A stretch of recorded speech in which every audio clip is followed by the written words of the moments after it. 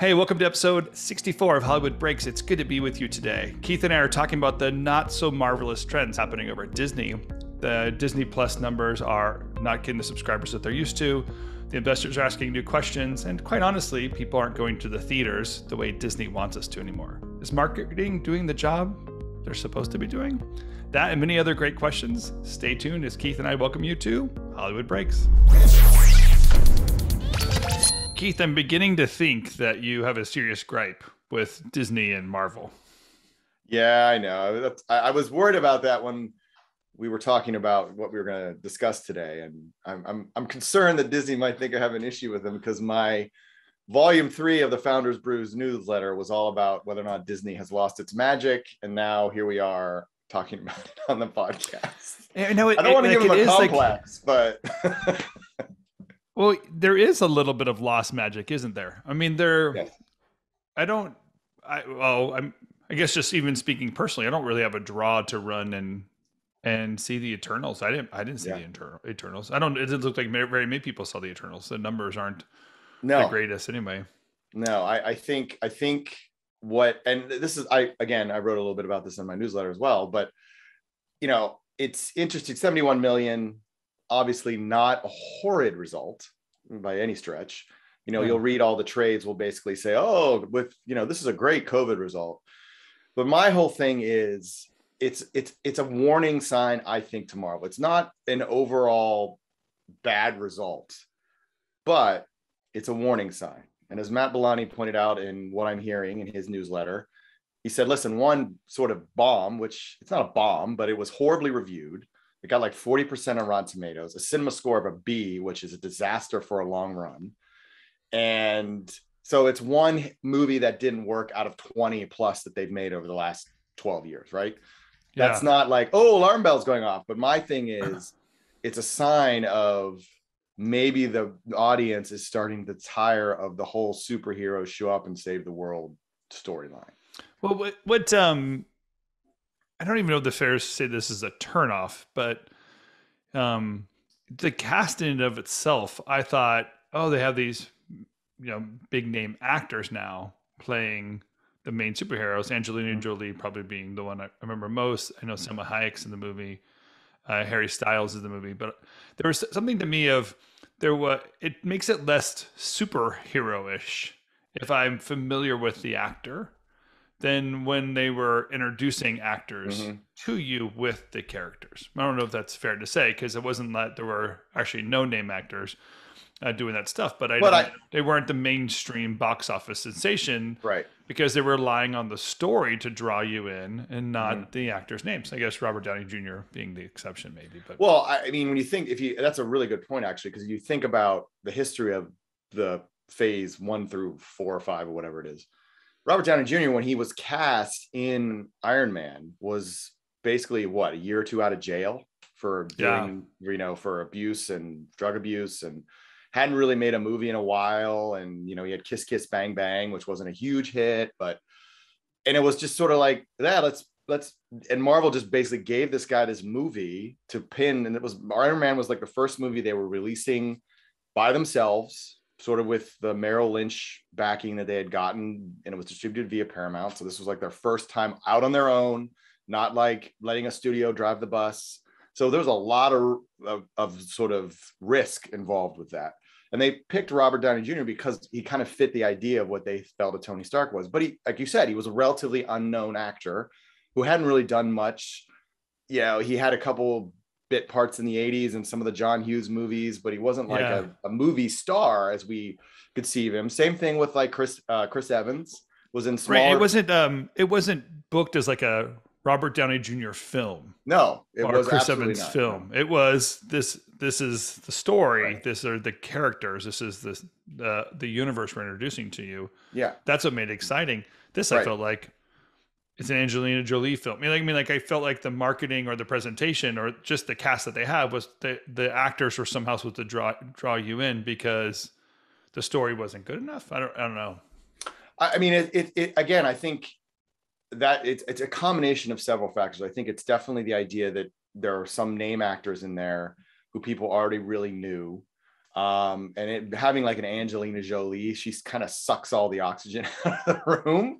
So that I think was somewhat of a liability to them. And also, again, I think it's the storyline. It's like superheroes show up, save the world. It's like we've been doing this over and over again for nigh on 15 years now. And, I think it's time for, and that's why I said it's not like a major warning sign, but I think it's a sign to them that they've got to start reinventing the wheel a little bit. They just can't keep pushing out these superheroes that just have the same story over and over and over and over and over again. Now, the origin stories are going to work most times, like it did with Shang-Chi. That went really well. Because origin stories are different. You get to learn about the characters, whereas this just felt like you're getting plopped in the middle of, there's evil people on the planet, and here come these weird alien people who show up and lay waste to the entire, defeat the bad guys. Then that's just not an original storytelling anymore. Well, that's you wonder. You wonder how it would have played if there wasn't like a pandemic shutdown and there were shifts that already took place. Right. So the fact that there is the truth that the Marvel universe came to a conclusion. The previous one came to a conclusion. So the thought of opening up a new one, okay, maybe a good idea. Disney Plus is totally booming for them. Although I think there's been a recent hit against that recently. Yeah, and we'll then get to that part. yeah, right. I mean, there's something too, like what's happening with Disney Plus. That's as you're putting out your newsletter, there's things happening. There's a shift happening there, but also just the not necessarily wanting to go to the theaters or care to go to the theaters. So maybe an investment they made 3 years ago when they thought this was going to be a good idea, and the reality of what it is now, we're seeing the evidence of, hey, even if 3 years ago it was a great idea and maybe without the pandemic it would have been different, it's just different now. I guess we have to stop saying like, if the pandemic wasn't there, like that's a long time ago, and the marketing they did is recent regardless of what the pandemic did. And I think there's a marketing miss when they're not recognizing what draws what draws the audience into their films and want to engage their audience in that way. Yeah, so and I think there's something we got to tell the story differently somehow. Right, and I think I give Disney credit because they may have they recognized it, as I mentioned last week with Richard Rushfield. I saw a spot when I was in the gym that said, unlike any other Marvel movie you've ever seen. So their research was telling them they were running into issues with people just feeling like this just feels like another Marvel movie, tired superheroes come to save the day. And they recognized that this was going to have to be their closing message. I think they probably recognized it a little too late, perhaps, that this was going to be an issue. Because if you look at some of the materials, it's very much like you introduce all the characters, funny quip. Oh, there's some evil, dangerous beings that are sort of attacking. Oh, here come the heroes. They have to sort of say that. It just didn't feel like, oh, this is something I need to get out, turn off all my apps on my phone, on my TV, and drive myself to the theater to go see. Like, it just didn't have that sort of must-see quality to it. And I think that's part of the problem. And they're not positioning in any way as a part of a larger story. It, like Black Widow, Shang-Chi, and now Eternals, just feel like they're one-offs now.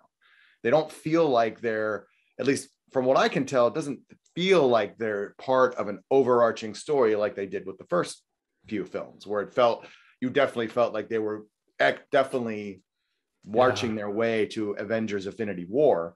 But here, it doesn't feel like that is what's happening.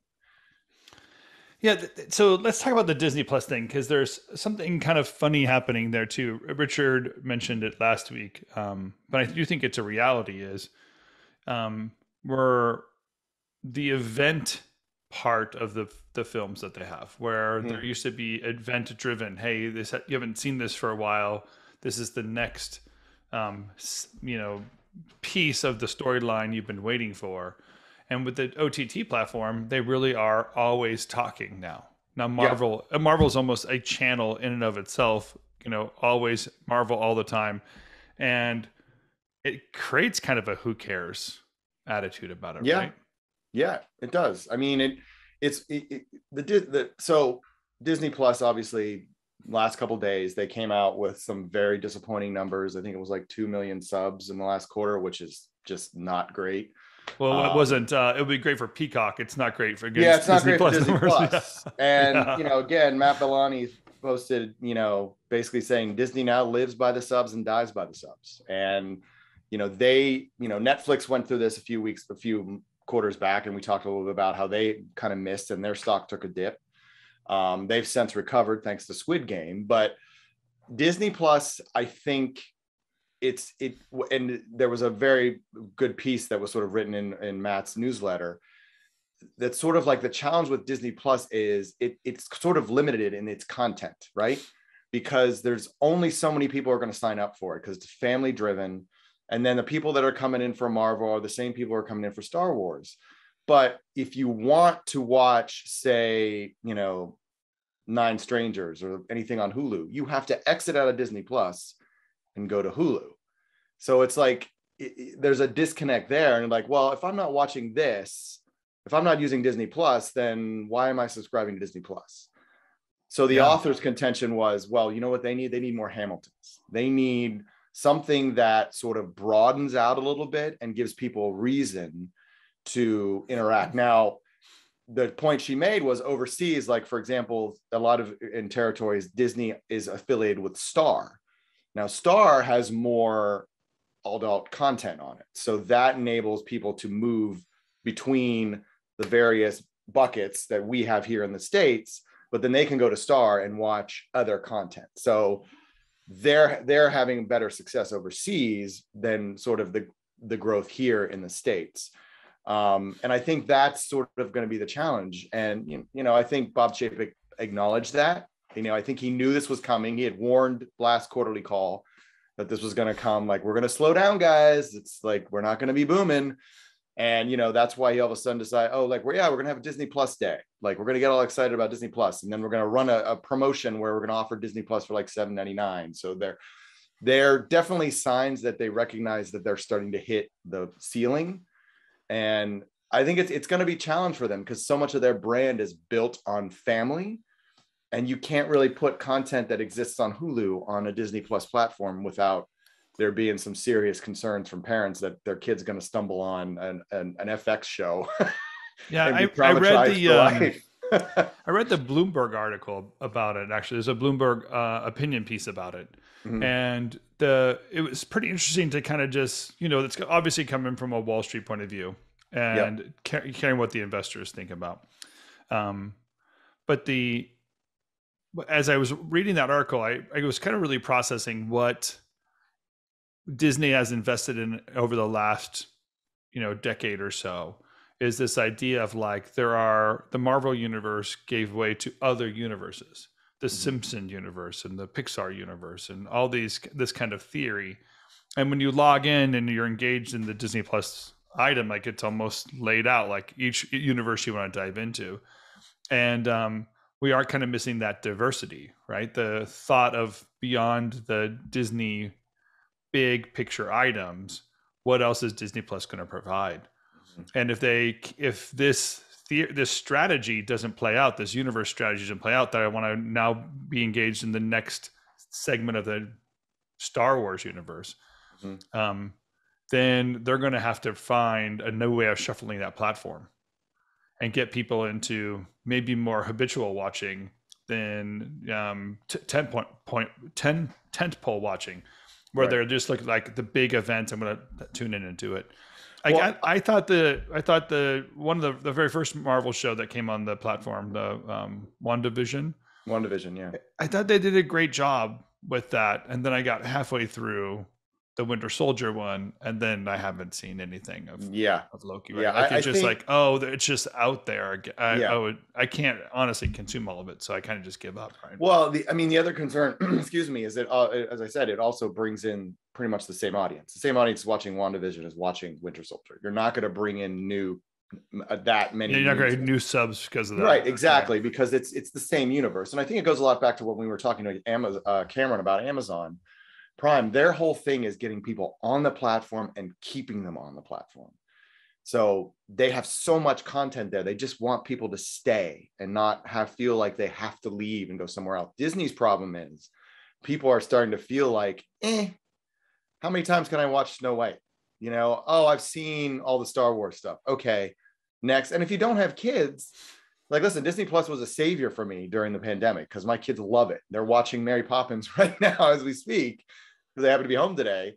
And it's great. I love it. But if you don't have kids, it doesn't really provide any value. And if you're, it's not the sort of thing my wife and I turn on when, the kids are in bed and we're trying to figure out what we're going to watch. And that is where I think the struggle is going to happen for Disney, is they have to figure out a way to keep that audience in on the platform. Now, listen, they go to Hulu.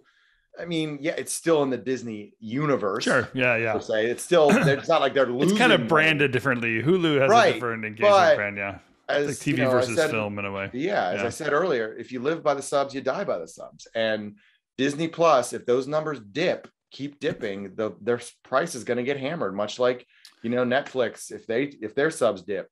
Now, again, they've recovered because of Squid Game, but I don't think Disney Plus is going to have a Squid Game anytime soon. That's not their brand. Yeah. So try. This is a quote you wouldn't disagree with. It was Bob Chapek. He said, "We're in a time of flux. While COVID will be in the rearview mirror, God willing, I think changing consumer behavior is something that's going to be more permanent." Yes. And I think that the idea of the behavior patterns of the audience is going to be very, very different. I think he's doubling down. I believe that context, he's doubling down of like, the audience has changed. We need Disney Plus, kind of the excuse in what's happening. Mm-hmm. But I think it's more telling than that of like, but the changing behavior is also going to drive us away from sitting around and watching our TV pretty soon too, right? We're not, it was an extreme event that got us to sit home and need OTT. And now that things are happening, I think people are trying to get the heck out of the house and do things differently. Exactly. And now there's no theaters to go to, and I don't want to be home and watch something. You're going to have to get me into different behavior. Yeah. Well, the other thing is with Bob Chapek, from what I've read, is he's very much about the stock price. He lives and dies by that stock price. So every decision he makes, he feels it's his duty as the CEO of the company to make sure that stock price stays up. So that's why he's invested in Disney Plus, because that's what what Wall Street wants. I think from what I've read, it's come at sacrifice with his relationship with the creatives, which is not necessarily the greatest strategy per se, because Bob Iger had a great relationship with the creative community because he came from it. Whereas Bob Chapek comes from consumer products and parks and doesn't have that sort of savvy with the talent around Hollywood that Bob Iger had. So like his fight with Scarlett Johansson. Exactly. That's a foolish fight to take on. It was a foolish fight that didn't need to happen. All he had to do was pick up the phone, and especially with the biggest release you had at the time, and he just chose to let Alan Bergman handle it. And unfortunately, thankfully they resolved it, but it led to a lot of messy back and forth that was unnecessary. So I think, again, it's this idea of like, you kind of try to balance it. It's a serious balancing act. And if you lean one way over another, then you're going to, because yes, the stock price is important, obviously, but if you don't really engage with the creative community, you're not going to get the quality content that's going to drive subs. So you have to kind of balance it out a little bit. And, the town still doesn't really know what the heck Kareem Daniel does other than, talk about distribution. Well, I'll say, I know it's supposed to be some marketing play too, but I think I'm concerned with the way Disney is thinking about their marketing. I mean, I think they're just playing the old games in a new marketplace. So I think they have to resynchronize their thought process and not be so business strategic in what the ideas are, looking for efficiencies or whatever they're looking for 2 years ago when they're trying to do cutbacks and figure out how to rebuild the studio from that point on. Yeah. Now they have to get back in the entertainment game, and they have to be entertaining. They have to grow. They have to do things that are different.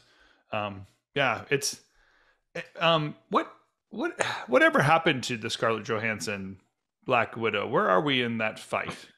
Oh, well, it was resolved. They came to an agreement, and she subsequently announced that she was going to be in another Disney movie. So obviously, the details weren't released, but it seemed like both parties were relatively happy. But again, like, it didn't have to get to that point. Like, why did there have to be the messy back and forth? And, there didn't have to be the lawsuit and then Disney's, very aggressive statement, attacking Scarlett. And then, there was just unnecessary. Like all they had to do was pick up the phone and talk. And I think, again, it goes to, Bob Chapek's focus on the stock price. And, he lets his division heads handle their issues.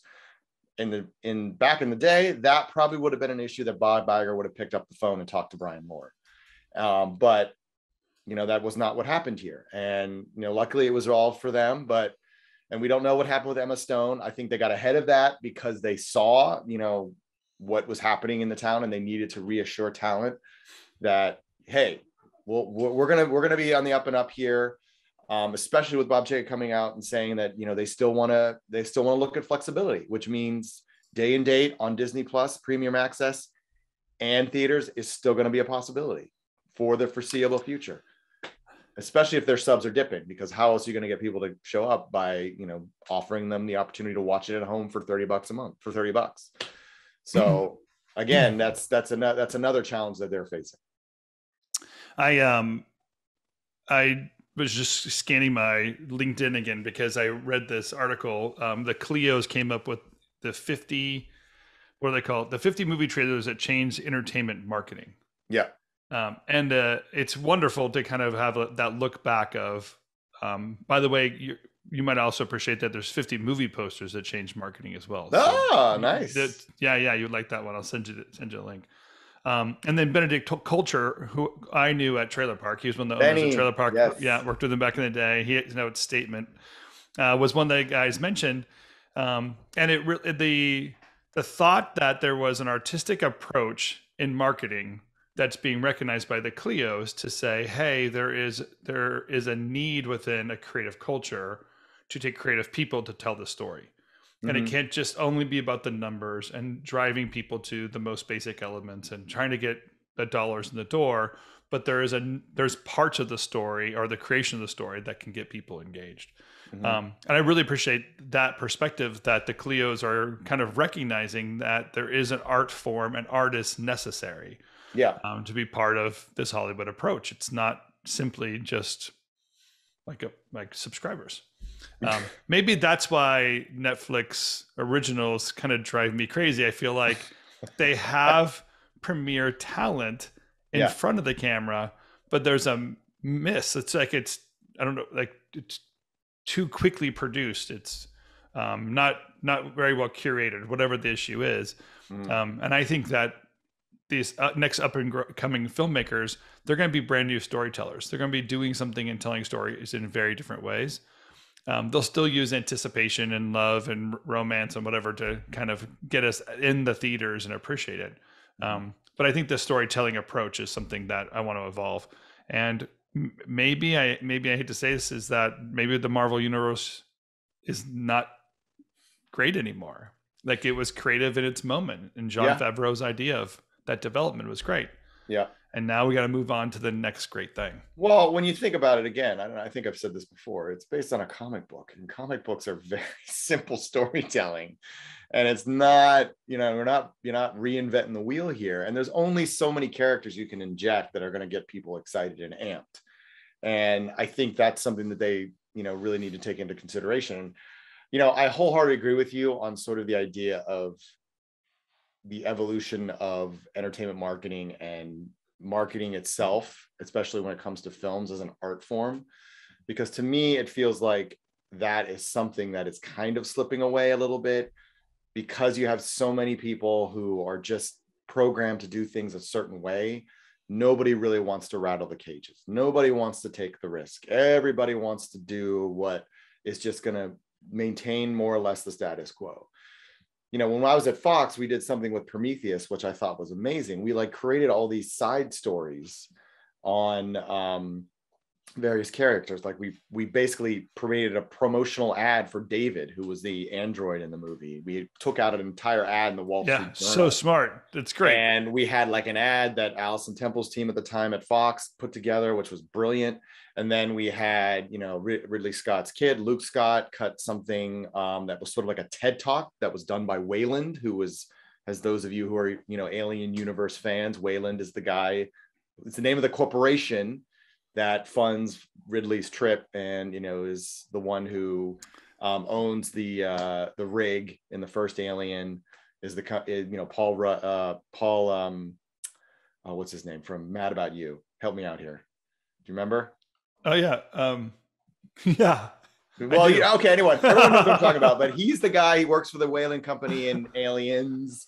But anyway, I digress. But it's just that kind of thinking is not what's really happening anymore. It's just let's get it. I mean, especially in the Netflix world, it's just get the trailer out, get the title done, boom, stamp it, put it up on the platform. What's next? And I think that is what. And then they just rely on people just finding it and then talking about it until it pops up to the top 10, and then Squid Game erupts. So to me, that's what's missing. And I understand and I sympathize because I've been in that position. Like when I was at Fox, like I wanted to do things differently, but it was like that's not what everyone wanted. Everyone wanted, let's do the trailer. We got to do the trailer. We got to do a typical trailer, and it was just the same thing over and over again. And yes, there are still moments of artistic beauty to trailers, but they still feel like they're just trying to do the same thing. Oh, it just doesn't feel rich and new. And I would be, interested to see if they buzzed anyone, that put together the list and said, hey, what's the state of the business now? Like, do you see any trends right now that make you think that the next great entertainment marketing shift is going to happen? Yeah, and I just feel that there are things that aren't even on the radar of a lot of studios when it comes to games and video games and the kind of other entertainment sources that are absolutely not even being kind of discussed in traditional Hollywood, not being integrated into the way we tell things. By the way, it's Paul Reiser. Thank you. There you go. But I did have to Google it. I'm like, what's the name? As soon as you said Paul Rudd, it messes up your brain. You're stuck America's sexiest man at this point. So I guess okay, fine. But that's why it's Paul Rudd or Paul Reiser. Paul Rudd. He just announced like 2 days ago. My wife just got the People magazine. I'm like, really? He's a good guy. I like the guy. He's funny. I only partly believe you. That's your wife's People magazine. I have a feeling you read it more than she does. I don't. I flip through it. I don't read. All right. Well, what movie are you going to watch in the next 7 days? When does Ghostbusters come out? I want to see that. I got to be honest. I kind of want to see it too, only because one, it's Jason Reitman, who, for those of you who don't know, Ivan Reitman, his father directed the original. And Jason is Juno. I mean, it seems like it's some of the last trailer I watched was a little bit too heavy. It felt like they were making it more dramatic than Ghostbusters. I mean, Ghostbusters is a ridiculous movie, but it's funny. And it's like they're trying to make it a little bit more serious than it needs to be. But, I don't know if it'll drag me to the theater, honestly. It's going to take a lot to get me to the theater. Really? You gotta go to the theater, man. I know. I mean, my wife has already said we're going to see Downton Abbey, the second Downton Abbey movie. So that's a for sure, but that's like months away. I know Dune yet. I haven't seen. I gotta see. I told you this, and I didn't get a chance to do it when I was in LA this week. But I'm going back to LA on Monday. I'm gotta see Dune in the theater. I know I'm gonna see it because it's funny.